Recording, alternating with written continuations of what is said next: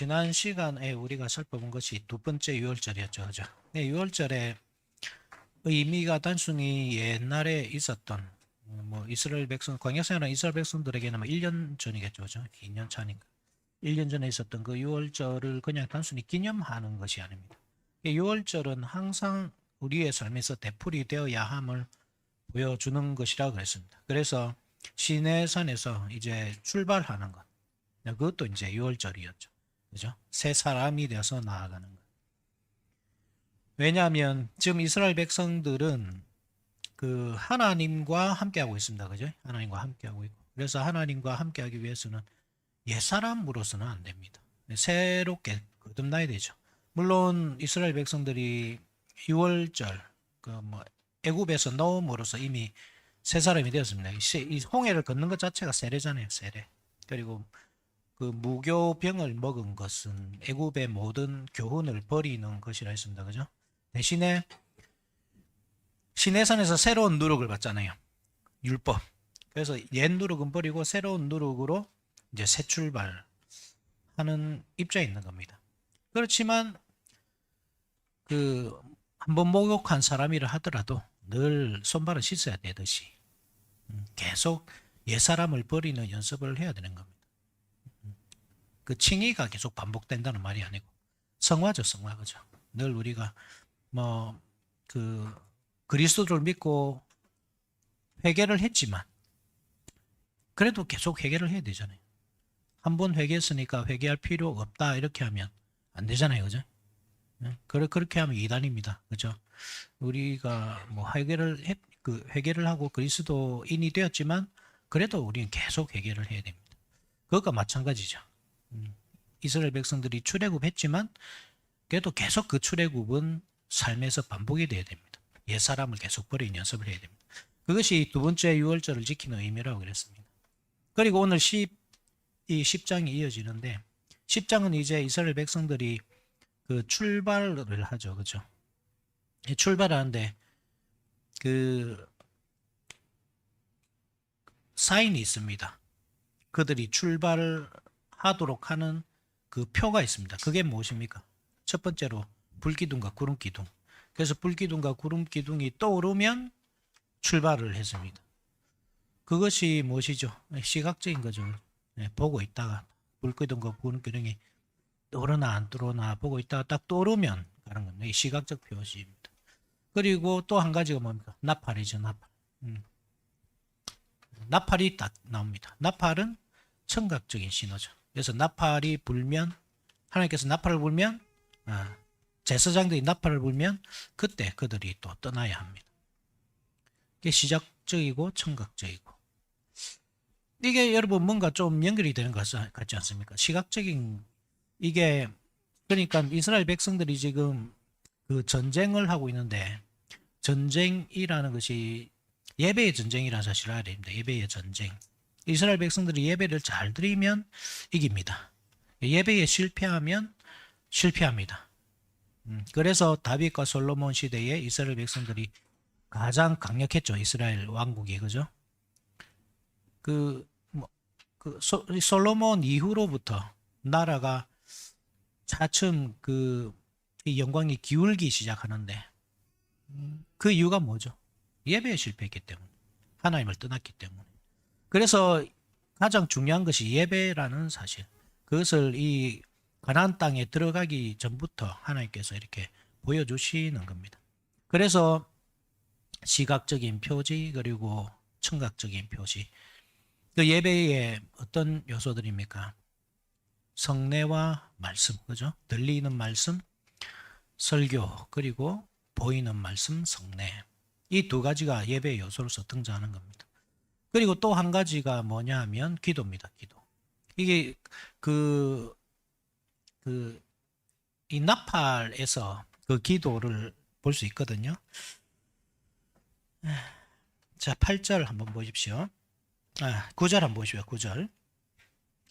또 너희 땅에서 너희가 자기를 압박하는 대적을 치러 나갈 때는 나팔을 크게 불지니 그리하면 너희 하나님 여호와가 너희를 기억하고 너희를 너희의 대적에게서 구원하리라. 대적을 치러 갈 때 나팔을 붑니다. 그죠? 그때 누가 응답을 합니까? 하나님이 응답을 하시죠. 그러니까 하나님이 들으시는 겁니다. 그 나팔 소리를.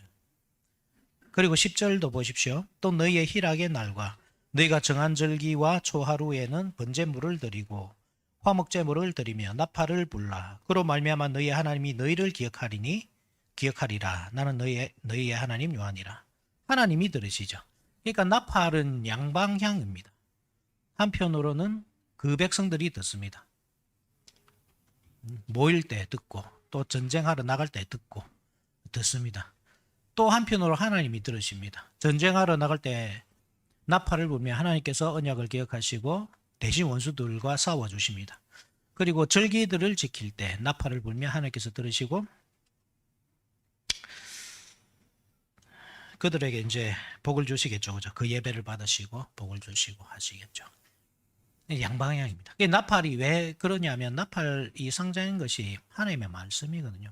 하나님께서 항상 이거 임재하실 때마다 항상 그 나팔 소리가 들립니다. 나팔 소리. 나팔이 하나님의 음성이라는 사실을 우리가 몇 번 살펴봤죠. 그죠? 뭐 까먹었을 거니까 한 번 더 봅시다. 에스겔서 33장 3절.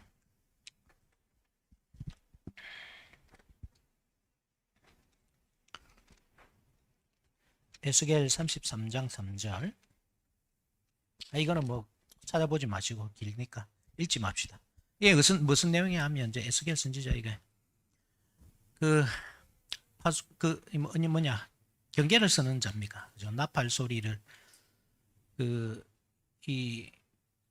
위험을 보고서도 나팔 소리를 내지 않으면 그 핏값이 그 나팔을 불도록 부름받은 사람에게 돌아가고 그리고 나팔을 불었는데도 그 백성들이 듣지 않으면 그 핏값이 자기 머리로 돌아가고 그런 거죠. 그러니까 나팔이 어떤 의미로 쓰이는 겁니까? 말씀의 의미로 쓰이는 겁니다. 그죠? 이사야 58장 1절 이걸 한번 찾아봅시다. 이사야 58장 1절.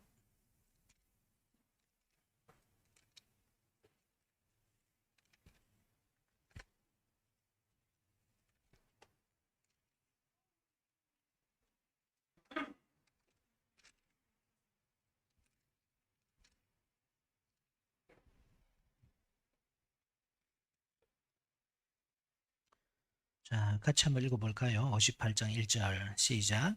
크게 외치라. 목소리를 아끼지 말라. 내 목소리를 나팔같이 높여 내 백성에게 그들의 허물을 야곱의 집에 그들의 죄를 알리라. 그냥 나팔. 그리고 요한계시록 우리가 살펴봤지만 요한계시록 1장 10절 4장 1절 보면 하나님의 나팔 같은 하나님의 음성이 들리죠. 그죠? 이것은 우리가 봤으니까. 그동안 살펴봤으니까 그렇게 나갑시다. 어쨌든 나팔이 그렇습니다. 나팔의 의미는 하나님의 음성. 그래서 하나님께서 임재하실 때 항상 나는 소리가 번개와 우레와 나팔 소리. 그렇죠? 우레 소리도 하나님의 말씀입니다. 같은 말입니다. 이게 나팔 소리, 우레 소리. 야고보의 형제 또 누굽니까? 예수님께서 그들에게 보아너게라는 새로운 이름을 주시죠. 그죠? 보아너게. 우레의 아들. 우레의 아들. 그냥 우레의 아들이니까 뭐 성질이 급한 갑다. 우리 막 이렇게 막 벼락치듯이 막 이렇게 하는 겁니다. 이 생각이 쉬운데. 그 우레가 하나님의 말씀입니다. 그래서 그들이 사도들이기 때문에 그들이 우레의 아들이라 이 말은 아주 뛰어난 설교자다 이 말이죠. 하나님의 말씀을 가진 자 이런 뜻이죠. 어쨌든 그렇습니다. 하나님께서 임재하실 때 나팔 소리, 우레 소리, 번개, 그죠? 이런 소리들이 다 하나님의 음성이다. 그래서 나팔이 그 두 가지 의미를 가진 겁니다. 들리는 말씀 그리고 기도. 왜냐하면 기도 자체가 하나님의 말씀에 근거해야 되기 때문에. 하나님의 말씀에 근거하지 않는 기도는 하나님께서 응답해 줄 의무가 없습니다. 언약입니다. 언약. 네, 맺은 거. 그죠? 성민 씨, 내가 내일 짜장면 사줄게요. 약속을 했잖아요. 그러니까 성민 씨가 목사님 짜장면 사주셔야죠. 그러면 아이고 그래 그렇네 사줘야 되겠네. 이게 기도입니다. 요청하는 거. 뜬금없이 그죠. 아무 약속도 없는데 성민 씨가 목사님 내한테 왜 벤츠 안 사줍니까? 이렇게 하면 황당합니까? 황당하지 않습니까? 이 뭔 소리고 일 안 하겠습니까? 자다가 무슨 봉창 두드리는 소리를 하면 그래 안 하겠습니까? 그죠? 약속도 한 적도 없는데 뭐 그런 무례한 요구를 하고 부탁을 하느냐? 그렇게 하잖아요. 똑같습니다. 우리 하나님과 우리가 인격적인 교제를 한다는 것은 하나님의 말씀을 듣고 그 말씀에 대해서 내가 요청을 하고 또 내가 요청을 할 때 하나님께서 말씀을 주시고 응답을 주시고 이 관계입니다. 이 관계. 기도는 그래서 관계라는 겁니다. 대화라고 하는 거고 우리는 그런데 그것을 무시한단 말입니다. 하나님을 어떤 자판기 정도로 그죠? 자판기 정도 딱 생각하는 겁니다. 그래서 내가 요구를 하면 들어주셔야 되는 분, 이 강요잖아, 강요. 하나님 강요하는 거죠, 그런 분으로. 내가 벤처를 요구하면 벤처를 주셔야 되는 분, 내가 승진을 요구하면 승진을 주셔야 되는 분, 내가 180 되는 이 남자친구를 원하면 그 남자친구를 줘야 되는 분, 이렇게 여러분들 우리도 모르게 그런 하나님을 우리 머릿속에 만들어 놓고는 그 강요하고는 겁니다. 우리의 소원을 갖다가 우리의 욕망을 채우는 대상으로 만들어 버리죠. 하나님을. 이게 얼마나 그게 무례한 일인지 아셔야 됩니다. 그게 정말 무례한 일입니다. 그래서 그렇게 하시면 안 되고 하나님께서 우리에게 무엇을 약속하셨나 들어야죠. 일단 그죠? 내가 너에게 이것을 줄게. 우리는요 너무나 이 부패한 존재이기 때문에 우리의 이 속에서 나오는 모든 소원들이 부패했다는 사실을 기억하십시오. 그래서 우리가 만약에 우리 욕망대로 구하고 하나님께서 그것을 다 주신다고 하면 이 세상은 혼란 속에 빠질 겁니다. 그렇지 않겠습니까? 여러분 오늘도 이 차 타고 오시면서 좀 부딪힐 뻔하고 이럴 때 욕 안 합니까? 가다가 사고 나 버려라. 근데 진짜 하나님께서 그 기도를 다 들으신다고 생각해 봅시다. 만약에. 그래서 막 사고가 나버립니다. 내 앞에 가로막는 사람 다 사고 납니다. 내한테 조금만 잘못한 사람, 저 사람은 좀 저주받았으면 좋겠다. 당장 다음날 저 사람 막 다리 부러집니다. 여러분 그렇게 만약에 이 세상이 돌아간다면 얼마나 여러분 이 세상이 이상하게 되겠습니까? 그죠? 조화가 깨지겠습니까? 그러니까 우리의 소원대로 하나님께서 이 세상을 움직여가지 않습니다. 타락한 우리의 소원대로. 그렇게 하면 그게 더 이상한 겁니다. 그것이. 그 마법과 뭐가 다릅니까? 마술사, 그죠? 마녀. 그런 것들과 뭐가 다릅니까? 신앙이라는 것이. 신앙이란 그렇지 않습니다. 신앙은 훨씬 고차원적이고, 그죠? 훨씬 여러분, 고연한 겁니다.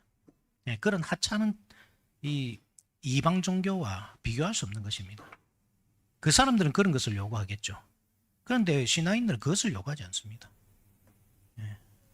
오로지 하나님의 뜻이 이루어지기만을 소원하는 겁니다. 그게 기도입니다. 그게 기도. 그래서 기도는 말씀을 따라 나오는 겁니다. 말씀을 따라. 가장 좋은 기도는 말씀을 가지고 하는 기도입니다. 그래서 대표기도 하실 때 너무 잘하잖아요. 그죠? 오늘도. 그 설교 내용이죠. 다 설교 내용을 듣고. 너무 좋은 겁니다. 근데 설교 내용이 아니더라도 여러분들이 성경을 평소에 읽다가 그 성경 구절들을 이렇게 탁 머릿속에 담아두고 그 내용대로 이렇게 기도하는 것. 특히 시편.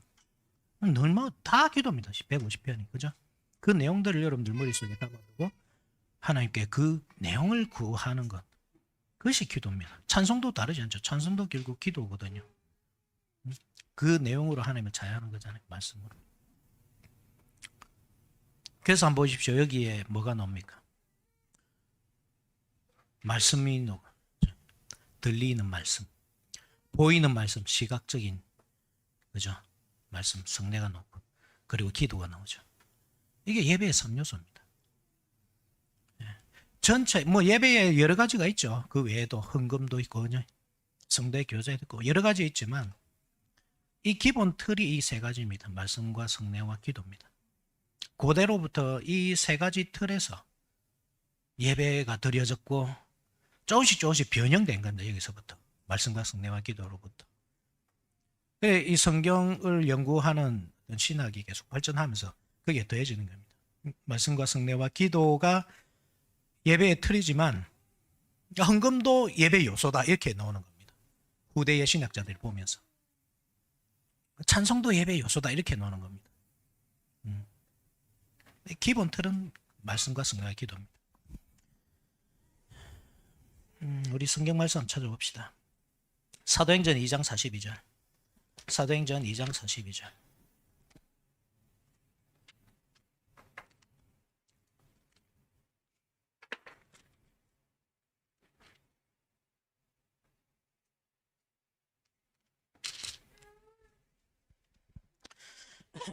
이장 42절 같이 한번 읽어봅시다. 시작.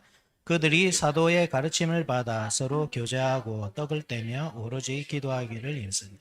그렇죠. 사도의 가르침, 말씀, 떡을 떼며 성례, 기도. 그렇죠. 예배의 요소입니다. 이것이. 초대교회 때부터 이렇게 해왔다는 겁니다. 이게 뭡니까? 은혜의 방편이잖아요. 말씀과 성례와 기도. 은혜는 여기서부터 받는 거예요. 그래서 우리가 예배가 왜 은혜의 방편으로 구성되어 있는가? 왜 그렇겠습니까? 하나님께서 예배를 통해서 은혜를 내려주시기 때문에 그렇죠.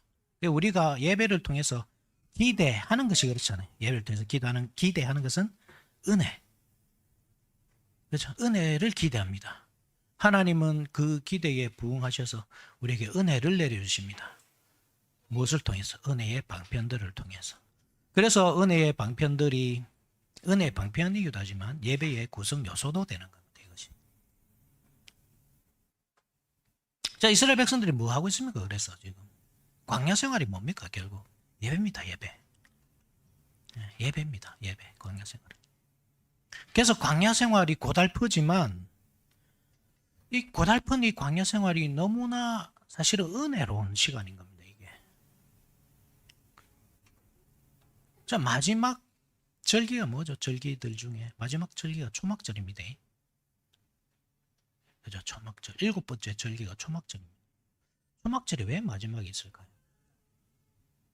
창조 7일과 절기들이 연결된다고 그랬죠. 예전에 한번 살펴봤죠. 그죠?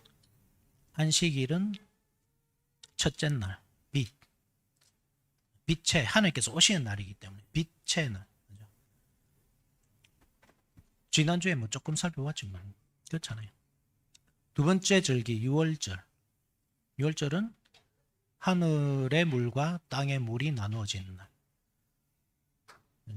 애굽의 백성과 땅의 백성과 이스라엘 하나님의 백성이 나누어진 절기 6월절.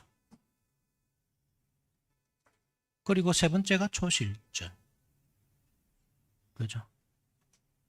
물이 물러가면서 묻이 드러나고 있어부터 이 식물들이 나르기 시작하잖아요. 초실절. 그렇게 쭉 가다가 맨 마지막에 뭐냐면 초막절. 초막절은 광야에서 초막을 친 것을 기념하는 절기잖아요. 광야에서 초막을 친 게 뭐 대단히 뭐 영광스럽습니까? 영광스럽죠. 그런데 그때만큼 하나님께서 직접적으로 그 백성들과 함께 하시면서 인도하시면서 은혜 내려주시면서 교제를 나누신 적이 없습니다. 그죠? 그때보다 더 확실하게 이스라엘 백성들이 하나님을 본 적이 있습니까? 물론 직접적으로 봤단 말이 아니지만 항상 불기둥과 구름기둥이 눈앞에 있잖아요.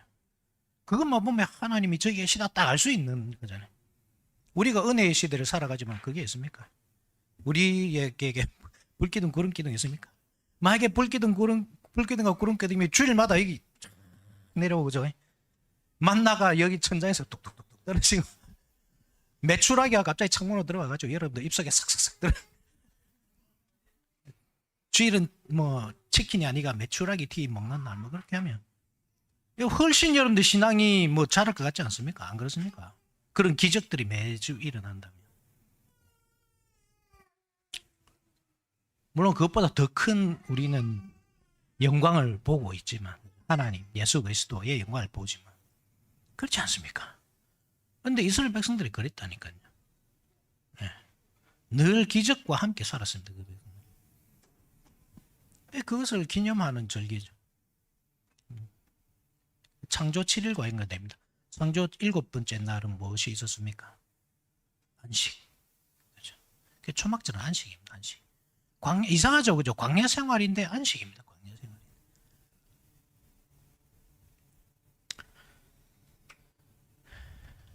예배이기 때문에 그렇습니다. 광야 생활 자체가 그 자체가 예배입니다. 일상이 그냥 예배입니다. 시작부터 끝까지 예배입니다. 우리의 천국의 삶과 같습니다. 우리 천국 가면 뭐 할 것 같습니까? 예배를 드리죠. 그죠? 그래서 우리가 천국을 사모한다는 말이 처음부터 끝까지 하나님의 은혜 속에서 우리가 살아가는 겁니다. 그죠? 그러니까 얼마나 그게 은혜롭고 영광스럽겠습니까? 우리가 주일날 함께 모여서 예배 드린 건 물론 은혜롭죠. 그렇지만 그림자잖아요. 그죠? 우리가 천국 가면 목사가 설교하는 것이 아니고 목사가 하나님의 음성을 대신 들려주는 것이 아니고 하나님께서 직접 우리 귀에 그 말씀을 들려주시는 겁니다. 그 음성으로. 그러니 이 땅에서 누리는 이 예배 요과 비교도 할 수 없는 그 은혜를 우리가 누리면서 하는 겁니다. 천국에 가면. 좀 시시하게 들립니까? 뭐 이 땅에서 일주일에 한 번 예배 드린 것도 지겨운데 잠깐만 맨날 예배 드린다 이러니까 이거는 뭐 사람이 살 곳이 안 된다 이러면서 잠도 자야 되고 피크닉도 가야 되고 운동도 해야 되고 이런데 혹시 그런 생각을 가지고 계신다면 여러분 참 신앙이 문제가 있는 겁니다. 그러니까 신앙이 무엇인지 잘못 생각하고 계신 겁니다. 우리가 참 물질주의에 너무나 물들어 가지고 천국도 물질주의로 생각하죠. 황금길, 황금으로 만든 집, 그죠? 이 땅에서는 초가 삼간이지만 천국에 가면 황금으로 만든 집이 있네. 뭐 너무 물질주의적으로 생각하면 천국 황금으로 뭐 할 건데요? 가면 뭐 할 겁니까? 배고프지도 않는데 천국에 가면 그죠? 배고픈 일이 없잖아요. 뭐 사 먹을 일도 없고 뭐 태풍을 막아줄 집이 필요한 것도 아니고 뭐 할 건데 황금. 너무 우리가 물질주의에 젖으니 자본주의에 젖어가지고 천국도 자본주의적으로 생각해요. 좀 초월해야 됩니다. 생각을 초월해야 됩니다. 그래서 이 땅에서 우리가 이 우왕좌왕 자충우돌 살아가는 것은 우리가 그냥 이 물질 세계라는 이 공간 속에 매여 있기 때문입니다. 근데 그것을 벗어나잖아요. 천국에 가면. 벗어나기 때문에 더 이상 우리가 수고하지 않는 겁니다. 그때부터 영원한 안식이 주어집니다. 그게 은혜죠. 그렇게 하는 거, 그렇게 사는 거. 자, 어쨌든 광야가 그것이다 이 말입니다. 광야 생활이. 11절 봅시다. 드디어 이제 구름이 떠오르죠. 그죠? 둘째 해 둘째 달 20날에 구름이 증거의 성막에서 떠오르매. 출애굽기 40장 34절 말씀입니다. 그죠? 구름이 임했던 그 사건. 12절에 이스라엘 자손이 시내 광야에서 출발하여 자기 길을 가더니 바람 광야에서 구름이 머무니라. 이와 같이 그들이 여호와께서 모세에게 명령하신 것을 따라 행진하기를 시작하였습니다. 그 행진의 순서가 뒤에는 나옵니다. 14절부터 유다 자손의 진영의 군기에 속한 자들이 앞서 나갑니다. 유다의 진영에는 누가 속해 있죠? 이사갈과 스불론. 그죠? 그게 첫 번째로 나가고 두 번째는 성막입니다. 성막 17절에 이에 성막을 거듭해 게르솜 자손과 무라리 자손이 성막을 메고 출발하였으며 게라리 자손과 무라리 자손이 성막을 가지고 두 번째로 나가고 세 번째가 루벤 진영에 속한 군기죠. 그렇죠? 루벤 진영의 군기에 속한 자들이 누굽니까? 시몬과 갓. 네 번째는 성물입니다. 21절에 고앗이는 성물을 메고 행진하였고 네 번째. 다섯 번째 줄에 에브라임이죠. 22절에 에브라임 자손 진영의 군기에 속한 자들. 므낫세와 베냐민이 여기에 속하죠. 그리고 마지막이 단입니다. 25절에 단 자손 진영의 군기에 속한 자들. 아셀과 납달리가 여기에 속합니다. 이 순서를 여러분 잘 기억하십시오. 유다, 성막, 르우벤, 언약궤, 에브라임, 단 이 순서입니다. 29절 모세가 모세의 장인 미디안 사람 루엘의 아들 호밥에게 이르되 여호와께서 주마하신 곳으로 우리가 행진하나니 우리와 동행하자. 그리하면 선대하리라. 여호와께서 이스라엘에게 볼을 내리시리라 하셨느니라. 호밥이 그에게 이르되 나는 가지 아니하고 내 고향 내 친척에게로 가리라. 모세가 이르되 청하건대 우리를 떠나지 마소서. 당신은 우리가 광야에서 어떻게 진칠지를 아나니 우리의 눈이 되리이다. 앞에 우리가 하나님께서 그 백성들을 인도하는 두 표지를 봤습니다. 그죠? 구름 기둥과 불 기둥. 구름 기둥과 불 기둥은 하나라고 했습니다. 하나입니다. 하나. 구름 기둥 속에 불 기둥이 들어 있습니다. 출애굽기 40장 38절 우리가 봤죠. 그리고 또 하나가 나팔입니다. 나팔이 인도합니다. 그런데 모세는 거기에 만족하지 않고 호밥에게 우리를 인도하라. 왜 이렇습니까? 모세의 불신앙일까요? 모세가 지금 불신앙을 보이고 있습니까?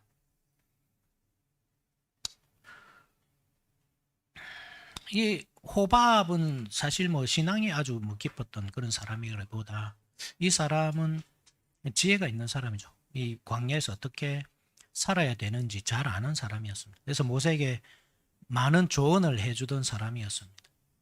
그는 이 광야를 잘 알고 있었기 때문에 어디에서 진을 치는 것이 유리하고 또 비바람이나 여러 가지 불뱀이나 이런 것들을 잘 피할 수 있는지 아는 그런 사람이었겠죠. 그죠?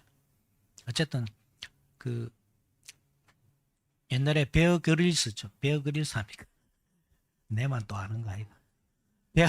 베어 그릴스처럼 그런 사람들 보면 왜 이렇게 흠지에서 살아남는 그 전략까지는 그죠? 그래서 뱀도 잡먹고 개구리 잡먹고 하면서 흠지에서 살아가는 걸 보여주거든요. 그 재밌습니다. 한번 보시면 유튜브에 한 번씩 보십시오.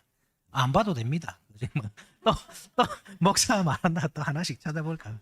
어쨌든 제가 한 5, 6년 전에 제가 열심히 봤는데 저 봐도 가니까 이제 다 봐가지고 볼 게 없어서 요즘에는 안 보는데. 어쨌든 그런 생존가죠. 그죠? 생존가. 하나님께서 인도하신데 그런 사람이 필요 있겠습니까? 우리가 여기서 중요한 교훈을 얻어야 되는 겁니다. 그게 뭐냐면 하나님께서 특별하게 우리를 인도하시지만 그렇지만 하나님께서 모든 것을 다 하기를 원하신 것은 아닙니다. 다 하실 수 있습니다. 우리 가운데 베어 그릴스는 없어도 그죠?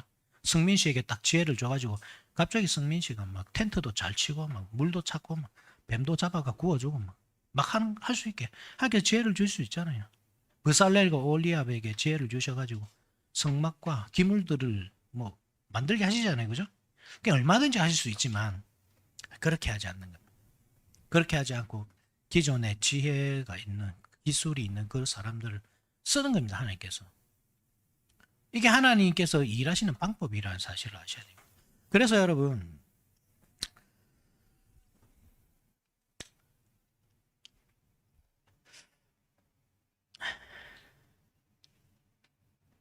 그 기적적인 하나님의 인도하심이 우리의 그 경험적인 지혜, 우리의 경험적인 지혜, 그것을 무력화하지 않는다는 사실을 아셔야 되고, 그리고 우리의 이 경험적인 지혜를 우리가 의지한다고 해서 그것이 불신앙의 신호라고 생각해서도 안 된다는 말씀입니다. 하나님은 우리를 기적적으로 인도해 가시지만 동시에 우리의 경험적인 지혜도 중요하게 생각합니다. 그게 일반 계시라고 하는 겁니다. 특별하게 인도하시는 것만 있는 것이 아니고 하나님께서 우리에게 지혜를 주시고 경험하게 하시고 하는 모든 것들이 그 또한 하나님의 인도하심을 알아야 됩니다. 우리는 너무나 불신앙적이기 때문에 그것은 혹시 사람의 방법이 아닌가 이렇게 생각하는데 그 또한 하나님의 방법입니다. 자, 그래서 호밥이 중간에 등장합니다. 그리고 33절 같이 한번 읽어봅시다. 43절 시작. 그들이 여호와의 산에서 떠나 3일 길을 갈 때에 여호와의 언약궤가 그 3일 길 앞서 그래 쉴 것을 찾아. 자, 보십시오. 또 나옵니다. 인도자가. 앞에 인도자가 있었습니다. 불기둥과 구름기둥. 그죠? 그리고 나팔. 그리고 호밥. 그리고 언약궤. 계속 인도자가 나타나죠. 이렇게 인도자들을 하나님께서 중복적으로 주신 이유가 무엇일까? 물론 그 불기둥과 구름기둥 그리고 나팔에서 우리가 예배 요소들을 봤습니다. 은혜의 방편들. 그 자체가 예배입니다. 그리고 언약궤는 그 앞서 나가면서 그 백성들에게 쉴 것을 찾아주고 진칠 것을 찾아주는 그 언약궤는 무엇인가 하면 그것이 담고 있는 그 의미가 무엇이냐 하면 교회입니다. 교회. 언약궤 안에 들어있는 것이 뭐냐 하면 하나님의 말씀이 새겨져 있는 십계명 두 돌판과 그리고 만나 든 항아리, 아론의 상난 지팡이, 이거 세 가지가 들어있잖아요. 그 말씀은 그대로 말씀입니다. 말씀이고. 그리고 만나가 든 항아리는 당연히 성례겠죠. 성례. 그리고 지팡이는 하나님의 지팡이가 나를 안위하시나이다. 그 지팡이는 권징입니다. 권징. 그죠? 그래서 말씀과 성례와 권징, 교회의 표지이죠. 참교의 표지. 세 가지가 그 안에 들어있습니다. 그것이 앞서가면서 우리에게 계속 그 교회가 어떻게 세워져야 되는지 이것을 이스라엘 백성들이 계속 보여주는 겁니다. 그 은혜의 방편들을 사용하죠. 그죠? 말씀과 성례와 기도. 은혜의 방편들을 사용하면서 계속 나아갑니다. 그리고 그 나아가는데 그 앞에 무엇이 있느냐? 하나님의 그 참교회, 천상의 교회 표지들이 앞에 있습니다. 결국 이스라엘 백성들이 가나안 땅에 세워야 할 것, 물론 성막이지만 성막을 앞에 먼저 치죠. 그죠? 21절 한번 보시죠. 21절에 고아시는 성물을 메고 행진하였고 그들이 이르기 전에 성막을 세웠고, 성막을 먼저 세웁니다. 성막은 순서적으로 보면 두 번째입니다. 유다 다음에 성막입니다. 그렇지만 멈출 때는 성막이 먼저 앞으로 앞질러 가서 성막을 먼저 세우고 그 다음에 기물들이 그 안으로 쑥쑥 들어갑니다. 그렇게 성막을 세우는 겁니다. 그 자체가 사실 시내산이죠. 시내산의 축소판이거든요. 그래서 나팔 소리가 있고 구름이 있고 이런 겁니다. 그 자체가 이 시내산의 축소판입니다. 하나님께서 시내산을 계속 옮기고 다닌 겁니다. 계속 움직이는 시내산으로서. 하나님의 산이죠. 하나님의 산. 그죠? 그 이스라엘 백성들과 맺은 언약. 그죠? 그 성막 자체가 그 하나님의 임재 장소고 에덴 동산이고 새로운 에덴 동산이고 또 교회입니다. 성전이고 교회입니다. 그 자체가. 그 자체가 그렇습니다. 그렇지만 그 가장 중심, 핵심, 지성소 안에 들어있던 것이 교회의 참된 표지라는 사실을 알면, 그죠? 언약궤가 가장 앞서 3일길을 앞서가면서 보여주고 있는 것이 무엇인지 알 수 있는 거죠. 이스라엘 백성들이 가나안 땅에서 무엇을 해야 하는지 보여준다 이 말입니다. 무엇을 해야 됩니까? 참교회를 세워야 됩니다. 물론 그들은 잘 모릅니다. 그거에 무슨 의미인지. 네. 왜냐하면 그들은 그 시대의 그 한계 속에 갇혀 있기 때문에 알 수가 없습니다. 그렇지만 우리는 알죠. 그죠? 그들이 가나안 땅에 가서 가장 먼저 해야 될 일이 성전을 세우는 일이고, 그 성전이 뭐 예루살렘에만 있으면 됩니까? 물론 뭐 그 시대적 한계 때문에, 건물이라는 한계 때문에, 거기에 돌 성전이라는 한계 때문에 거기에 있어야 하지만 그 영향력은 가나안 전체를 벗어나서 넘어서 온 세상 끝까지 가야 되는 겁니다. 그 영향력이라는 것은 그 중심에 지성소가 있다 이 말입니다. 그죠? 그것을 이스라엘 백성이 해야 되는 겁니다. 예, 물론 뭐 결국 그것을 못해서 망했지만 예수님께서 그것을 성취하셨잖아요, 그죠? 그래서 지성소가 나중에 어떻게 됩니까? 아주 뻥 커지는 겁니다. 성전이 사라집니다. 너희가 이 성전을 헐어버려라. 내가 쌓을만 일으키겠다. 근데 성전을 헐어버렸는데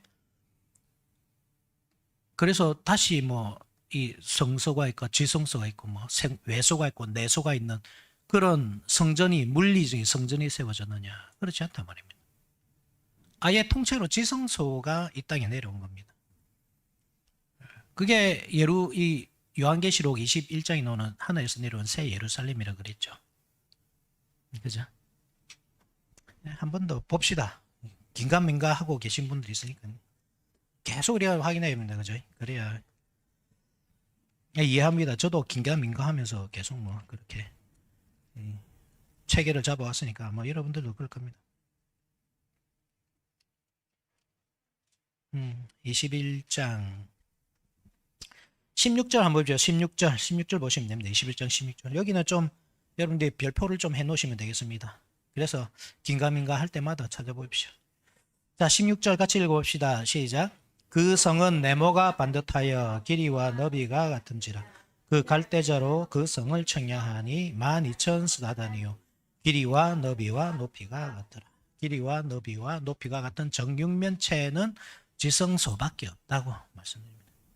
이게 그러니까 길이와 너비와 높이가 같다 이 말이 지성소다. 새하늘에서 내려오는 새 예루살렘이 그 말입니다. 지성소. 무슨 말입니까? 예루살렘 성과 뭐 성전이 같습니까? 예루살렘 안에 뭐 성전이 있는 거 아닙니까? 물론 맞죠. 그것은 구약적인 개념입니다. 근데 새 예루살렘은 크기부터 압도적이잖아요. 예루살렘에 있던 그 성전이 그 예루살렘 성이 아니잖아요. 그죠? 온 세상이 지성소화가 되는 겁니다. 예수님께서 성취하신 겁니다. 그래서 우리가 해야 될 일이 무엇이냐? 똑같습니다. 이 민수기에게 주어진 민수기 이스라엘 백성들에게 주어진 것과 똑같습니다. 그죠? 우리는 지금 광야 생활 중입니다. 맞습니까? 광야 생활 중입니다. 이 세상 자체가 광야 생활입니다. 그렇지만 그것보다 영광스러운 일이 없습니다. 왜냐하면 이 광야 생활에 하나님께서 우리를 그냥 두시는 것이 아니고 우리를 그죠? 예배로 우리를 인도하시기 때문에 말씀과 성례와 기도, 은혜의 방편으로 항상 우리를 충만하게 채워주시기 때문에 예배 일주일에 한 번 그 예배 시간만 말하는 것이 아닙니다. 우리의 일상이 예배입니다. 우리 일상이. 일주일에 한 번 예배를 드리지만 그 예배의 영향력은 우리의 일상 전체에 미칩니다. 그래서 우리는 말씀과 성례와 기도의 은혜를 월요일부터 그 다음 주일이 오기까지 계속 누리며 살아가는 겁니다. 그래서 제가 여러분들에게 항상 강조하는 것이 은혜의 방편들을 부지런히 사용하십시오 한 이유가 그렇습니다. 그게 우리가 일상의 예배를 드리는 방법입니다. 쉬어야 되겠다. 이제 나는 집에 가서 좀 드라마도 보고 이래 좀 누워 있어야 좀 유튜브 소츠도 좀 보면서 해야 내가 도파민이 좀 분비되면서 조금 쾌락이 이제 밀려오면서 노곤해지고 좀 힘이 온다. 뭐 그것도 좋습니다. 그것도 좀 하십시오. 그렇지만 그 중심에 여러분 그 중심에 말씀과 성례와 기도 이 은혜의 방편들이 계속 우리 삶에서 흘러나와야 됩니다. 그래야 여러분들이 견딥니다. 이 광야 생활. 우리는 힘들면 그냥 눕거든요. 그죠? 누우면서 어떻게 합니까? 말씀 좀 하나님 말씀 좀 떠오르지 않게 하십시오. 기도는 좀 쉬겠습니다. 근데 지금 힘드니까 이제 말씀은 일단은 접어 놓겠습니다. 좀 힘든 거 지나가면 그때부터 말씀을 읽겠습니다. 그런데 힘들수록 사실 하나님을 찾아야죠. 반대 아닙니까? 거꾸로 아닙니까? 그죠? 힘들면 더 기도해야 되는데 힘들면 오히려 기도를 멈추고 쇼츠를 보기 시작하는데 이 참 너무 우리가 모르는 거죠. 신앙을. 그죠? 신앙생활을 너무 모르는 거고 그리고 잘 못하는 거.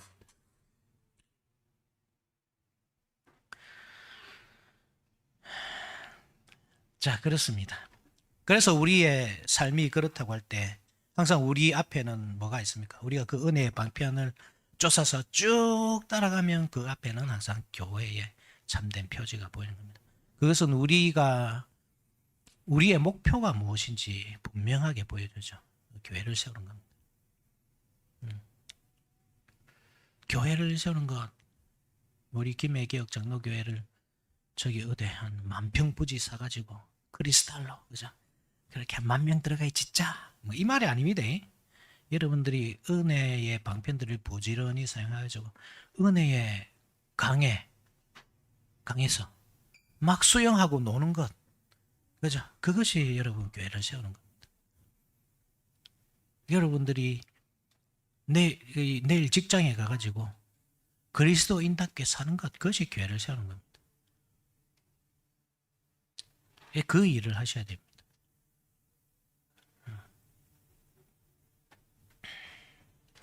자, 35절, 36절 같이 한번 읽읍시다.